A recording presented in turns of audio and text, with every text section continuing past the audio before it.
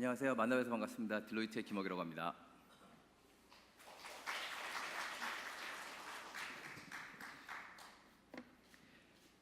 혹시 여기서 제가 보니까 한국말로 하는 게 훨씬 편할 것 같아서 사실은 영어로 주최 측에서 준비를 해달라고 해서 영어로 다 준비를 했는데 한국말로 진행을 하도록 하겠습니다. 그리고 그것 때문에 아마 많은 분들이 한국 분들이 많으실 거라고 생각을 하고 최대한 자세하게 작성을 해놨습니다. 그래서 제가 나중에 PT라 뭐 다 못 들으시더라도 집에 가셔서 다운로드를 제가 이렇게 받을 수 있는 걸로 아는데 받으셔서 보시면 되게 설명을 자세하게 해놨기 때문에 크게 어려움이 없이 보실 수 있을 거라는 생각을 하고 있습니다. 제가 맡은 주제는 GVC라는 주제를 저한테 주셨어요. 근데 제가 사실 GVC가 뭔지 몰랐습니다. 저게 글로벌 밸류 체인의 약자인데 기본적으로 이제 원하시는 거는 글로벌하게 나가야 된다. 그렇기 때문에 글로벌 밸류 체인을 구성을 해야 된다. 그래야지 국제적으로 경쟁력이 있고 그러니까 엑스포트를 많이 해야 된다. 이런 관점에서 이제 저한테 말씀을 주신 것 같습니다. 그래서 그런 맥락으로 보는데 저희가 사실은 뭐 인더스트리 4.0 얘기하고 그다음 GVC 얘기하고 하지만 사실상 글로벌에 이제 여러 다양한 컨퍼런스를 나가보고 그리고 저희가 이제 같이 얘기를 해보면 사실 GVC라는 말보다는 디지털 트랜스포메이션 이런 얘기들을 사실 많이 듣습니다. 그게 아마 컨텍스트를 보면 우리나라에서 얘기하고 있는 인더스트리 4.0과 굉장히 비슷한 것들을 느낄 수 있는데요. 뭐 그런 거에 관련돼서 제가 한 처음 반 정도는 매크로 레벨에서 이 세상이 어떻게 돌아가고 있고 어떻게 변화되고 있는지를 좀 관찰을 조금 해봤고요. 그리고 나머지 뒤에서는 좀 더 마이크로하게 회사의 어떤 서플라이 체인 관점에서 어떤 부분들이 좀 스마트해지고 있는지 그리고 최근 응용되고 있는지 어떤 식으로 응용되고 있는지를 간략하게 좀 보여드리고자 합니다. 크게 두 개의 챕터로 구성이 되어 있고요. 그래서 첫 번째 챕터는 제가 뭐 제목을 뭐로 부를까 하다가 디지털 이코노미라고 지었습니다. 그래서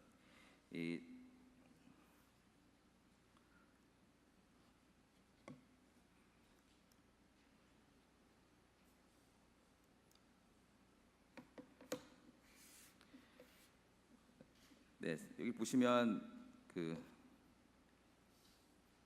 없네요. 한 10년간 저희가 인터넷 트래픽을 오른쪽은 인터넷 트래픽을 봤습니다. 10년간 대략 한 45배 이상 인터넷 트래픽이 늘어났고 왼쪽을 보시더라도 이제 아이폰에 탑재된 프로세서인데 프로세서가 한 71배, 7년 동안 71배 빨라진 것을 볼 수 있습니다. 마찬가지로 이제 결국은 이런 테크놀로지가 이 세상을 이제 어떻게 보면 드라이브하는 세상이 됐다라고 얘기할 수 있을 정도로 많은 부분들이 급격하게 변하는 걸 느낄 수 있습니다. 인더스트리 4.0 하시는 분들이 흔히 말씀하시는 게 400년 동안의 산업 발전이 앞으로 40년보다 더 빨리 일어날 수 있다. 그러니까 미국에 가면은 이제 글로벌 컨퍼런스 가면 흔히 우리가 쓰는 말이 익스포넨셜이라는 말을 씁니다. 그러니까 기하급수적으로 발전하고 있다라는 얘기를 많이 쓰는데 그런 부분들이 어떤 본 이제 시대의 어떤 시사점이 되지 않을까 싶습니다.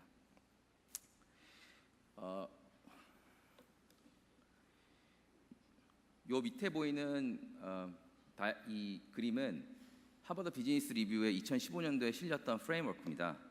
크게 5개의 꼭지로 나눠져 있고 거기에 이제 키 파트너라는 부분이 있고 키 액티비티와 키 리소스라는 게 하나가 있고 밸류 프로포지션이라는 게 있고 이 커스터머 릴레이션십 채널, 커스터머 세그먼트라는 부분들이 하나 있습니다.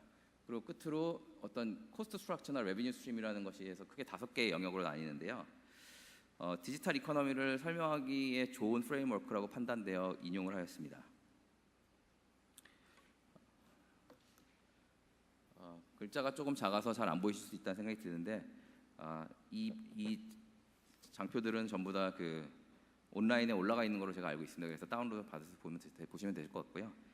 크게 이제 먼저 5개의 꼭지 중 밸류 프로포지션이라는 부분에 있어서 어떻게 우리가 세상이 변하고 있는지를 설명을 합니다. 첫 번째는 everything that can be digital will be digital 이런 말이 있는데 결국 모든 것이 디지털화 될 것이다. 결국 저희가 공장에서 다양하게 예를 들면 스마트 팩토리도 보면은 샵플로어에서라는 다양한 어떤 그 센서링 통해서 나오는 그 오프라인에서 나오는 다양한 데이터들이 온라인에서 가공이 되고 그 온라인에서 또다시 온라인에서 더 데이터 마트를 통해서 새로운 데이터가 만들어지고 그것이 다시 오프라인으로 가는 이런 형태들을 아마 들으셔서 아실 거라고 생각합니다. 그만큼 모든 것이 디지털화되고 있고 그걸 벗어나서 살 수 있다. 뭐 여기 나와 있는 흔한 예로 우리가 옛날에 DVD 플레이어나 CD 플레이어를 많이 사용했었는데 사실은 뭐 그런 부분들은 여러분들 사실 이제는 핸드폰으로 그냥 보시는 형태가 됐다는 것을 많이 느끼실 수 있을 거고 그리고 또 최근에 테슬라가 인기가 있었던데 여기 보면 테슬라에 대한 테슬라 모델 S라는 부분이 나옵니다. 결국 무슨 얘기냐면은 기존의 카는 리디자인을 하고 모델링을 하는데 상당히 오랜 시간이 걸리는 반면에 테슬라는 한 번에 그냥 소프트웨어 업그레이드로 어그멘티드 펑션을 갖다가 가질 수 있는 그래서 정말로 이제 디지타이즈 되는 어떤 이런 부분들 그 다음에 자율주행이 가능해지는 이런 부분들이 다르다라고 말씀드릴 수 있을 것 같고 이런 부분들이 앞으로의 세상을 더 빨리 변하게 만들 수 있는 부분이 아닐까 싶습니다. 또한 제가 프로덕트 라이프 사이클이 짧아진다라고 표현이 되어 있습니다.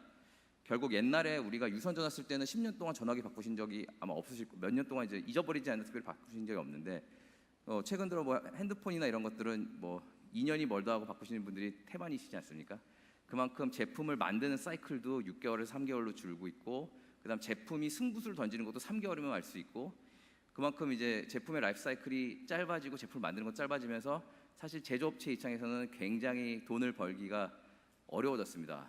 그만큼 빨리 트렌드에 대응을 해야 되고 그리고 그 돈을 벌 수 있는 기간이 짧아지고 있기 때문에 그런 부분이 힘들다고 할 수 있고 또한 포제션에서 유스로 바뀌었다고 했는데 기존에는 저희가 전부 사서 뭘 가지려고 했습니다. 근데 뭐 흔히들 얘기하는 공유 경제라는 부분들이 있어서 사실은 우리가 꼭 모든 걸 소유하지 않고 뭐 멜론 같은 데서 음악을 그냥 서브스크립션 베이스로 사서 듣는다든지 혹은 우리가 뭐 예를 들면 그 우버나 아니면은 우리 소카 뭐 그린카 이런 것처럼 차를 그냥 1시간 빌려서 쓸 수 있는 그런 형태의 소비자 패턴들이 일어나고 있다라고 말씀드릴 수 있을 것 같습니다.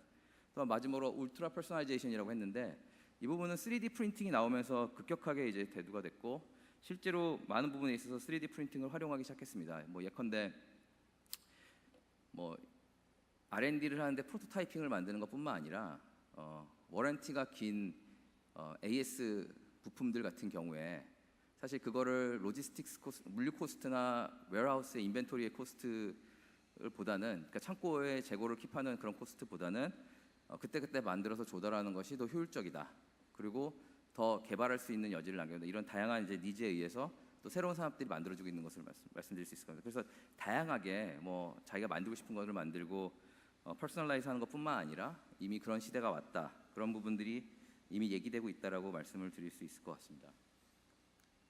두 번째로 이제 고객에 대한 채널에 대한 얘기입니다. 커스터머 세그먼트나 뭐 CRM 여러분들 잘 아시는 뭐 채널에 대한 이제 건데 사실 이 채널 자체가 이제는 되게 투명해졌다라고 말씀드릴 수 있을 것 같습니다. 그러니까 정보의 흐름이라는 것 자체가 이제는 뭐 다양한 곳에서 접할 수 있고 그리고 그걸 통해서 사실은 어떤 인포메이션을 나 혼자 갖는다는 건 불가능해질 정도의 어떤 이제 생활이 됐다고 봐지고 그리고 디지털이라는 것 자체가 이제 뭐 새로운 뭐 노말이라고 써놨는데 뉴노미라고 부를 수 있을 정도로 사실은 그 온라인에서의 다양한 액티비티가 이제 생활상에 이제 거의 뭐 일반적으로 자리 잡았다라고 저는 판단이 됩니다.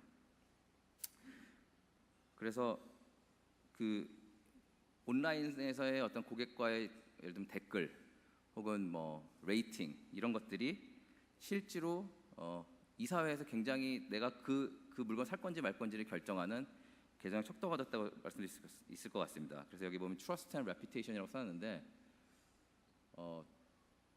그 레이첼 버스먼이라는 사람은 Currency of the New Economy에서 Trust라고 할 정도로 여러분들 뭐 물건 사시면 기분 나쁘면 한 글자 적는 게 사실 그 다음 사람이 그걸 보면 물건 안 사거든요. 특히 뭐 신선 제품 같은 경우는 더더군다나 그럴 거라고 생각이 듭니다.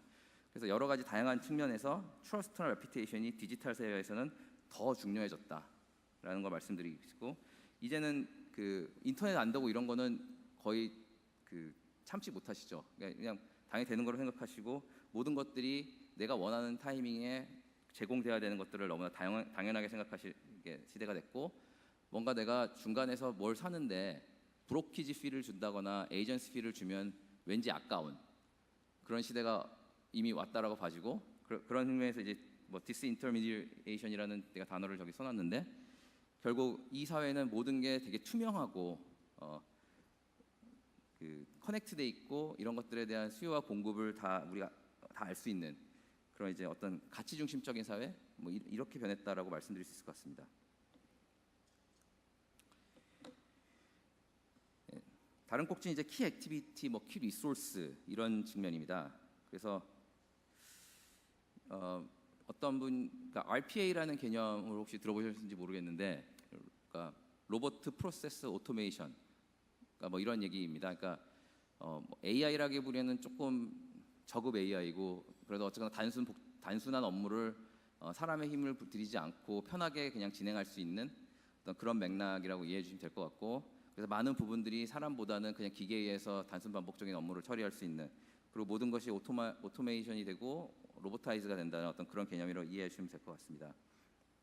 그래서 결국 단순한 일들은 많이 없어지지 않을까라는 것들이 사실 뭐 계속 얘기되고 있고요. 그리고 옛날에는 사실은 뭐 부동산을 갖고 어떤 캐피탈에 대한 인베스트를 하고, 그리고 노동 집약적인 것가 중심이 됐다면은, 지금은 결국은 모든 게 데이터 중심적으로 갈 수밖에 없으니까, 그러니까 소유의 개념들이 많이 변하고 있기 때문에 모든 것은 데이터를 쥐고 있는 사람들이 이 세상을 지배한다라는 말이 나올 정도로 굉장히 그 데이터에 대해서 그 관심을 갖고 있고, 흔히 여러분들이 아시는 뭐 빅데이터라니 데이터 애널리틱스라니 이런 부분들이 결국은 뭐 개인정보 보호라든지 이런 것들이 화두가 되는 것들은 전부 다 이것을 거기서 나오는 인사이트를 통해서 경쟁 우위를 가질 수 있기 때문이라고 저희는 판단을 하고 있습니다. 또한 뭐 그 푸시 투 풀이라고 제가 써놓은 부분은 저희가 한때 생각해 보시면 그 핸드폰에 카메라만 탑재가 되면 신기해서 사던 시대가 있었습니다. 새로운 기술이 나오면 그러니까 흑백에서 컬러가 되고 핸드폰에 카메라가 생기고 이런 부분, 인터넷이 탑재가 되면서 그냥 기술이 탑재가 되면 그냥 세상으로 나가면은 불티나던 팔리는 시절이 있었던 반면에, 지금은 모든 것이 소프트화되고 소프트웨어화되고 앱을 통해서 되고 있기 때문에 얼마나 그 다양한 소비자의 니즈를 커스터마이즈해서 맞춰줄 수 있느냐가 이 시대의 핵심 성공 요인이 됐습니다. 그래서 뒤에 가서 또 나오겠습니다만, 그 모든 것이 모빌라이즈 되고 있고, 모든 것이 손에서 결제를 하고 그 워크플로우를 태울 수 있고, 그 의사를 전달할 수 있고 디스커션을 할 수 있는 상용 소프트웨어들이 많이 나오고 있고, 또한 옛날 같았으면 저희가 어떤 전략 프로젝트를 이제 저희 같은 사람들한테 의뢰를 하면 흔히 효율성을 담보하는 최대 효율을 올릴 수 있는 전략들을 요청을 했습니다. 혹은 가장 효과적으로 시장을 지배할 수 있는 능력. 근데 저기 나와 있듯이 efficiency to fast learning이라고 돼 있습니다. 그러니까 결국 지금 시대는 효율성을 최대화 올리는 것보다는 어떻게 소비자의 민감한 아주 변덕스러운 니즈를 창출해 내느냐에 더 포커스 만들어 있고, 어떻게 그 사람들이 원하는 것들을 빨리 캐치업해서 할 수 있느냐의 관점에 서 있습니다. 옛날에는 저희가 기술 로드맵을 만들었다고 하면은, 지금은 협력을 해서 글로벌 파트너를 찾아가지고 빨리 고객의 니즈를 맞추는데, 그 기술이 아니더라도 그 소비자에 맞추는 데에 포커스가 돼 있는 것들을 많이 들 수 있고, 그런 측면에서 여기 뭐 제가 그 테슬라 example을 하나 넣어놓긴 했는데, 테슬라 모델 S가 부진하게 팔렸던 것도 사실은 어떻게 보면 소비자가 원했는데 그냥 소프트웨어 그냥 다운로드하면서 그냥 패치 업그레이드하면은 바로 소비자의 니즈를 맞춰줄 수 있는 어그먼트 리얼리티에 대한 펑셔널리티가 생기는 어떤 이런 형태의 어떤 그 것이고, 사실 새 차를 살려 그러면 굉장히 오래, 트래디셔널 차들은 사실 굉장히 오래 걸리는 것들을 볼 수 있는데, 그런 니즈들이 이제 언맷 니즈들이 있었다라고 보시면 될 것 같습니다. 끝으로 이제 그럼 키 파트너에 대한 얘기입니다. 키 파트너는 결국 크게는 대기업과 소기업으로 나뉘는 것 같습니다. 중기업이라기보다는 대기업과 소기업으로 나뉘는데, 대기업들은 모든 역량을 집중하려고 하는데 포커스가 되어 있습니다. 그러니까 가령 제가 어떤 플랫폼을 제공을 하고 내 플랫폼을 통해서 예를 들면 스토리지를 사용하길 원하고 아니면 웹 서비스를 받길 원하고 그 물류 서비스를 받기 원하고 이런 것들을 자그마한 소형 업체들이 내 플랫폼 안에 와서 그 플레이를 하기 원하고 거기서 돈을 벌길 원하는 반면에 조그만 업체들은 어디가 제일 싼가, 어디가 제일 나의 요구를 맞춰줄 수 있는가에 포커스됐기 때문에 점점점 그 서플라이 체인이란 관점에서 더 그 프래그먼티드, 더 이렇게 자잘하게 더 복잡해지는 것 같습니다. 그러니까 이게 이렇게 모아놓는 게 아니라 나의 니즈에 따라서 다 이렇게 조각조각 내서 그것을 관리하는, 그러니까 관리의 컴플렉시티는 올라가지만 사실상 그거에 대한 효율성이나 내가 원하는 방식을 채택해 나가는 더 프래그먼트해지는 어떤 그런 현상들을 볼 수가 있는 것을 저희가 흔히 볼 수 있습니다. 결국 코스트 스트럭처나 어떤 가치를 주냐에 따라서 이런 것들이 이제 비즈니스가 이제 형태가 바뀔 수 있다고 보는데 결국 옛날에 저희가 뭐 물건을 사고 팔던 하드웨어 중심의 사회에서 이제는 어떻게 보면 뭐 자동차를 비롯해서 전자제품들의 어떤 소비 패턴이라는 거 이것들이 굉장히 그 매출이 줄어들고 있고 시장도 줄고 있는 것을 느낄 수 있습니다. 특히 그 선진국 중심으로의 어떤 수요라는 것들이 전자제품이나 자동차나 이런 것들이 공유경제라는 컨셉도 있고 하면서 점점 줄어드는 것을 볼 수 있고요. 결국은 서비스, 그러니까 레비뉴 스트림들이 이제 좀 더 다양해지기 시작했습니다. 그러니까 뭐 여기서 흔히 얘기하는 광고를 중심으로 애드버타이즈 베이스가 있고, 그다음에 우리가 서브스크립션을 베이스로 해서 먼슬리 페이를 통해서 뭐 여기 넷플릭스 같은 것들 이제 뭐 보시는 분들 계실 것 같은데, 아니면 뭐 페이퍼 유스, 호텔 같은 데 가면은 영화 하나씩 사보는 거, 뭐 데이터를 가공을 해서 화폐화하는 모니터라이제이션, 이런 네 가지 형태가 뭐 가장 흔히 볼 수 있는 건데, 이런 부분에 있어서의 많은 시장의 변화들을 아마 이미 경험하시고 있으실 거라고 생각합니다. 여러분 많은 분들이 고개를 끄덕끄덕거려 주시는데, 마찬가지로 그 로월 그거에 비해서 결국 이제 어떤 트랜잭션이라는 부분에 있어서도 굉장히 투명하기 때문에 그 브로키지나 아니면은 어떤 뭐 인보이싱을 하거나 오더를 내고 받는다거나 페이먼트를 내는 거에 있어서 그런 부분들이 굉장히 이제 전자화 디지털화이 되면서 뭐 예컨대 뭐 전자 세금 계산서를 포함해 가지고 트랜잭션 코스트가 낮아지는 걸 볼 수 있고요. 그와 마찬가지로 같은 맥락에서의 어떤 코디네이션 코스트도 굉장히 낮아지는 것들을 볼 수 있고, 그리고 이런 디지털 테크놀로지로 의해서 많은 부분들이 컴퓨터로 대체화되고 있고, 그 다음에 그 어떤 공유 경제, 그리고 그 우리가 말하는 빅데이터나 어떤 애널리틱스 기능들을 이용해서 그 프로덕티빌리티나 어떤 자산에 대한 활용도를 다시 제고하면서 효율적으로 운영하는 방법들을 깨치고 있는 것 같습니다. 그래서 그런 부분들이 아마 지금 현 시대에 일어나고 있는 아주 펀더멘털한 기본적인 사상이라고 생각이 들고요. 이런 부분들을 기본을 해서 제조업 중심이라고 하신다면, 재구상하지 않으면 앞으로 굉장히 더 어려워질 거라고 저희는 판단을 하고 있습니다. 그리고 뭐 인터넷이라는 것을 이미 잘 알고 계시지만 굉장히 이제 다양한 정보들이, 겉도는 정보들은 굉장히 공짜로 가질 수 있는 부분들이 많고, 어떤 코어에 해당한 내가 준비를 하고 있다면 내가 어떻게 이 시장에서 플레이할 거고 내가 어떻게 이길 수 있다라는 것을 명확히 정의를 내릴 수 있다면 코어에 대한 부분만 어떻게 보면 서비스를 받아서 컨설팅을 받아서 하실 수 있는 그런 시장이 왔다라고 저는 시대라고 보입니다. 이건 제가 했던 말이 아니고 다이아몬디스라는 코틀러라는 두 분, 이제 이분이 얘기했던 60인데요. 제가 했던 내용에 보면은 그 키워드들이 다 나와 있습니다. 그러니까 뭐 디지털라이제이션이라는 부분이 있고, 디셉티브라는 부분도 있고, 디스럽션이 있고, 디메테리얼라이제이션이 있고, 디모네터라이제이션이 있고, 디데모크라이제이션이 있습니다. 뭐 맨 마지막에 조금 개념이 안 들어오실 것 같아 설명을 드리면, 결국 이제 민주화라는 부분들은 어쨌든 인터넷에 있는 정보는 내가 돈이 많다고 소유할 수 있는 건 아니니까 이런 정보들이 다양한 사람들한테 흘러가고 이제 민주적이다라는 부분에 있어서 저런 단어를 쓰신 것 같은데, 이렇게 6가지가 아마 이 세대가 이렇게 기하급수적으로 변하는 어떤 현상을 나름대로 설명해 놓은 게 아닌가 싶습니다. 그래서 이거는 이제 저희가 보기에는 이제 인펜스라고 표현을 했는데 아주 초기 단계라고 판단이 되고요. 이런 부분들이 앞으로 또 어떠한 새로운 것들이 나와서 어떻게 세상이 변할지는 저는 아무도 모른다라고 판단을 하고 있습니다. 네. 조금 더 이제 마이크로 레벨로 들어가서 기업의 어떤 밸류 체인을 좀 들여다보고자 합니다. 뭐 아주 심각한 얘기는 아니고요.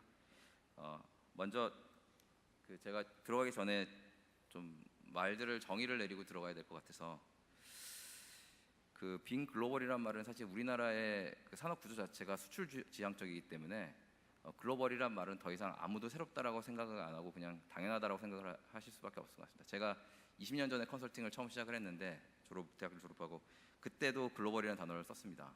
근데 지금 똑같은 단어를 쓰고 있는데 그런 부분들이 좀 많은 차이가 그러니까 전혀 변하지 않은 건 아니고 그것이 이제 디지털화되면서 결국 글로벌이라는 단어가 디지털로 인해서 결국 승화됐다고 해야 되나요? 인핸스 됐다, 이게 더 빨라졌다라는 것 같고 더 이상 글로벌 밸류 체인이란 말은 사실상 쓰질 않습니다. 저희가 DSN이란 말은 저희 내부적으로 좀 쓰고 있고요. 그래서 그 디지털 서플라이 네트워크이란 말은 쓰고 있습니다. 그리고 어답팅 결국 이제 테크놀로지를 받아들이고 디지털화 하는 거는 결국은 뭐 이 시대에 가장 필요한 역량 요건이 아닌가 싶습니다. 근데 제 재미있게도 패러독스입니다. 이게 되게 모순적인 부분들인데 우리가 뭐 그 운영단에서 오퍼레이션을 최적화한다고 하면서 사실 우리는 프로덕션 프로세스나 그러니까 생산 공정이나 뭐 물류나 이런 것들을 지역적으로 쳐다보는 그것도 로컬에 쳐다보는 경우에 우를 많이 범합니다. 기본적으로 우리 회사를 옵티마이즈 하려면 내 비즈니스가 어떤 형태로 벌어질 거고 내 매출이 어디서 일어나고 내가 이 비즈니스를 어떤 형태로 끌어나가겠다는 리소스에 대한 플래닝이 먼저 있고 그 다음에 그 부분들을 들여다봐야 되는데 이런 이제 아주 쉬운 그 실수들을 많이 하시는 부분들을 볼 수 있고요. 그 커스터머 콜라보레이션 패러독스라 해서 결국 고객이 제일 중요한데 고객을 빼고 나 혼자 고객은 이럴 거라고 생각하면서 밸류 체인을 구상을 하고 서플라이 체인을 얘기를 하시는 분들이 많습니다. 이런 부분들에 있어서 항상 고객이랑 먼저 얘기를 하고 고객이랑 얘기를 들어보시고 나서 이런 부분들을 디자인하는 게 필수라고 말씀을 드릴 수 있고요.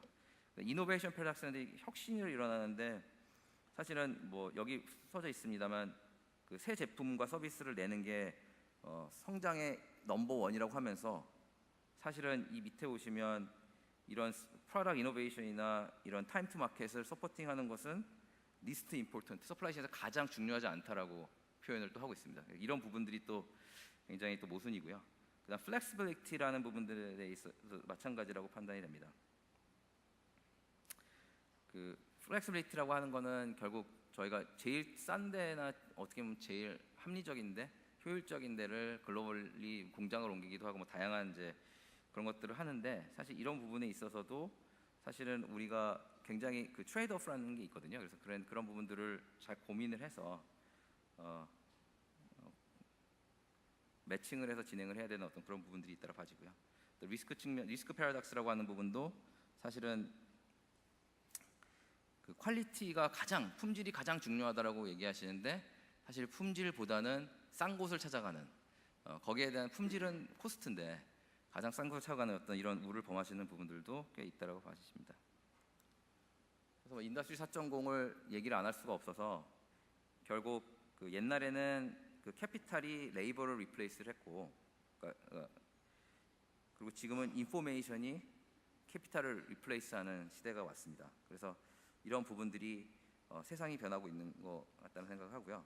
저희가 원래 인더스트리 4.0을 미국에서 인더스트리얼 인터넷이라고 또 불렀었습니다. 그래서 이런 부분들이 조금 다른 표현이라고 할 수 있을 것 같아서 적어놨고요. 근데 사실은 인더스트리 4.0의 핵심은 어떤 기술을 개발하느냐 혹은 뭐 되게 팬시하네 그래 정보를 모아야지가 아니라 사실은 내가 비즈니스를 어떻게 트랜스폼 할 거냐 어떻게 바꿀 것이냐가 사실은 핵심이 돼야 된다고 생각을 합니다. 우리는 근데 아쉽게도 기술은 살 수 있을지 몰라도 그 변화는 살 수가 없기 때문에 사실 기술 하나만 가지고는 그 어떤 것도 사실은 말할 수 없는 것 같습니다. 결국 전체적인 그 아키텍처라고 저희 표현을 했는데 사람과 프로세스와 기술을 이해하지 못하면 결국은 아무것도 할 수 없다라는 부분들을 말씀을 드렸고 그것이 결국은 그 New Source of Value Post Revolution이라고 저희 표현을 했습니다.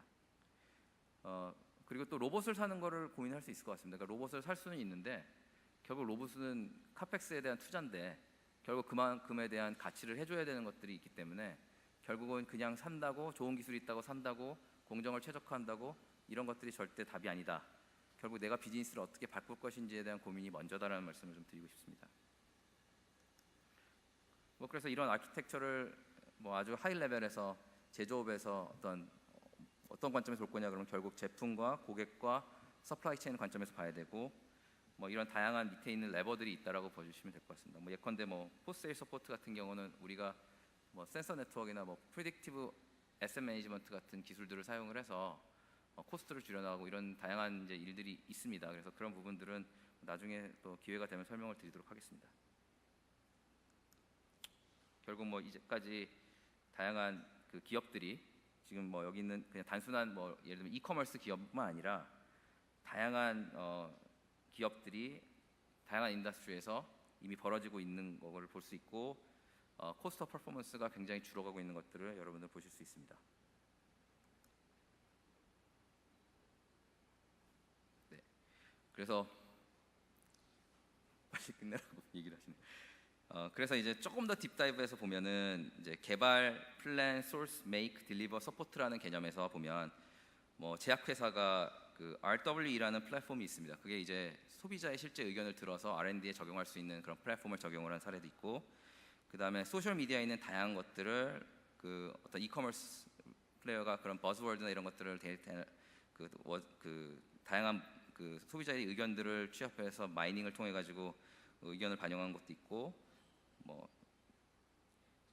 구매를 하는 데 있어서 맥주 회사가 구매를 하는 데 있어서 시나리오 플래닝을 해가지고 좀 더 코스트를 optimize하는 경우가 있었고, 그 다음에 그 세미컨덕터에서 오프쇼 되게 먼 인도나 이런데 플랜트들을 가지고 이제 구글 글라스 같이 이렇게 버추얼 리얼리티를 통해 가지고 얘기를 해주고 지도하고 서로 회의를 할 수 있는 것도 있고, 그 다음에 로지스틱 관점에서도 물류 관점에서도 스탁이 없다거나 아니면은 굉장히 여름철에 이렇게 굉장히 많은 그 디맨드 소비자의 요구가 있다거나 아니면 리콜 사태가 벌어졌을 때 다시 이제 프리딕티브 라우팅을 할 수 있는 그런 것들이 있습니다. 옵티마이제이션 기능들이 있고, 또 옛날 같이 이제 제약사에서 이렇게 제조하고 그럴 때 프로토콜 보고 하는 것이 아니라 어그먼트 리얼리티를 통해 가지고 그 소프트웨어를 통해 가지고 인스트럭션을 주고 하는 부분들이 또 새롭다라고 말씀드릴 수 있을 것 같습니다. 예, 그래서 옛날에는 어떻게 보면 우리가 일반 산업화 시대에는 좀 더 흔히 얘기하던 게 이쪽에 있는 코스트나 이노베이션, 서비스 퀄리티, 세이프티, 플렉시빌리티 이런 거를 좀 더 많이 했다면, 그러고 나서 우리가 레비뉴를 이익을 어떻게 창출했느냐를 먼저 얘기를 했다면, 지금은 얘기하고 있는 게 얼마나 트랜스페런트하냐, 비저빌리티를 확보했냐, 볼륨이 어느 정도 되냐, velocity가 어떻게 되냐, 베리어빌리티가 어떻게 되냐, 이런 부분들에 있어서 훨씬 더 관심을 갖는 것들을 우리는 흔히 찾아볼 수 있습니다. 그래서 그 서플라이 체인이 옛날에는 어떻게 보면 되게 리니어하게 갔다면은, 이렇게 지금은 모든 것이 다 민글되고 모든 것이 다 합쳐져 가지고 어떤 디지털이라는 세계 안에서 모든 것이 다 연결돼 있다라고 볼 수 있을 것 같습니다. 그래서 결국 디지털 서플라이 네트워크라고, 밸류 체인이라고 네트워크라는 표현을 쓰는 것 자체가 이제는 모든 것들이 다 연결돼 있고 모든 것이 다 심레스하기 때문에 이런 것들이 차별화 포인트로 작용하고 내가 어떻게 안을 디자인을 하느냐에 따라서 우리 회사가 많이 달라질 수 있다, 이런 부분들 말씀드리고, 결국 이런 것들을 하기 위해서는 정확하게 우리의 골과 에스피레이션이 뭐냐, 그리고 우리가 어떤 것들을 어디서 플레이를 할 거냐, 우리가 어떻게 이길 거냐, 그리고 우리가 어떤 부분들을 지향할 거냐, 그리고 먼저 해야 되는 것들이 뭐냐라는 것들이 명확하게 정의가 되고, 이런 것들이 우리 회사의 경쟁력이 돼야 되는 어떤 그런 시대가 왔습니다. 결국 예를 들면 우리가 어떻게 이겨야 되냐 했을 때, 우리가 트레디셔널하게 생각하는 게 이제 코스트나 퀄리티나 스피드나 이노베이션이나 서비스나 어질리티 관점에서 많이들 얘기를 하시고요. 조금 더 들어가면은 우리가 어떤 부분들을 해야 되냐, 예컨대 프로덕트 옵티마이제이션이라는 얘기를 할 수 있을 것 같습니다. 프로세스 디자인 옵티마이제이션 저런 것들이 있다 그러면은, 그거보다 하나 더 들어간다면은 프로덕트 옵티마이제이션이면 데이터를 어떻게 프로덕트나 서비스를 통해서 구현할 거냐, 3D 프린팅을 사용해서 메이크 투 유즈를 할 수 있느냐, 저 꼭대기에 좀 잘 안 보이시는데요. 그런 부분들이 있습니다. 그리고 어떻게 차별화시킬 거냐, 이런 부분들이 얘기가 되고 있습니다. 요거는 나중에 가셔서 참조하시면 될 것 같습니다. 이 다양한 예시들을 제가 좀 드려놓은 거고요. 결국 이제부터 아까 말씀드렸던 디지털과 어떤 온라인 오프라인을 왔다 갔다 거리면서 발생할 수 있는 얘기들을 말씀을 드렸고, 관련된 이제 다양한 기술들이 여기 존재할 수 있다라고 말씀드립니다. 그러니까 여기에 뭐 데이터 사이언스나 알고리즘도 있고 머신러닝도 있고 딥러닝, 뭐 아티피셜 인텔리전스, 내추럴 랭귀지 프로세싱, 뭐 비디오 스파크 애널리틱스 이런 다양한 여러 가지 기술들이 존재하고 이런 부분들을 봐야 된다라고 말씀을 드릴 수 있을 것 같고요. 결국 그럼 이거의 장점은 뭐냐라고 했을 때 어떤 성격을 가지고 있느냐 그러면 결국 always on이라는 이제 어질리티라는 이제 24시간 7일 24시간 24/7 그다음에 어떤 미스테이크도 어떤 실수도 하지 않는 어떤 그런 네트워크를 가질 수 있는 거. 그다음에 모든 사람이 커넥트돼 있다는 거. 그러니까 요즘에 나오는 서플라이 체인에 관련된 그 프로덕트 상용 소프트웨어들을 보면 자기가 알아서 회의를 소집해주고 알아서 그 리스크 레벨을 관리해주고 이런 것들이 이제 실제로 AI 기능이라고 할 수 있는 것들이 실제로 나오기 시작했습니다. 그래서 그런 부분들을 이미 대기업들은 탑재를 하고 있는 것들을 저희 볼 수 있고요. 그리고 이제 뭐 인텔리전스 옵티마이제이션이라는 부분, 엔드-투-엔드 트랜스퍼런시, 그다음에 홀리스틱 디시전 메이킹, 뭐 이런 부분들이 아마 캐릭터리스틱이 되지 않을까 싶습니다. 그래서 뭐 임플리케이션으로 말씀드리는 거는 결국 이런 것들이 그 레비뉴 스트림을 어떻게 이익을 좀 창출하는 데 도움이 될 수 있을 것 같고, 그다음에 이런 뭐 트래디셔널한 여러 가지 타임이나 스페이스가 고려 좀 다른 개념으로 접근이 돼야 된다라고 좀 말씀을 드릴 수 있을 것 같습니다. 네, 유정편 넘어가고요. 그래서 뭐 이걸 하기 위해서는 뭐 새로운 스킬의 사람도 필요할 거고, 데이터 애널리틱스에 대한 어떤 뷰도 필요할 거고, 그다음 사이버 시큐리티에 대한 리스크에 대한 고려도 필요할 거고, 그다음 서플라이 체인이나 기술에 대한 어떤 상용 솔루션, 기술을 이해하고 있는 사람도 필요할 거고, 그다음 뭐 애자일 시스템 디벨롭먼트 디플로이먼트라고 쓰는데 이런 부분들도 당연히 필요하다고 생각합니다. 그래서 뭐 제가 드리고 싶은 건 이렇게 그럼 어떻게 시작해?라고 하면 사실 좀 힘드실 것 같아서 이 장표를 이제 끝으로 마무리 짓겠습니다. 타임이 오버가 돼서 결국 뭐 생각은 크게 하고 시작은 작게 하고 빨리 실행에 옮기시라 뭐 이렇게 그냥 표현을 할 수 있을 것 같습니다. 그래서 나중에 또 패널 때 궁금하신 점 있으시면 제가 답할 수 있는 한도 내에서 대답하도록 하겠습니다. 감사합니다.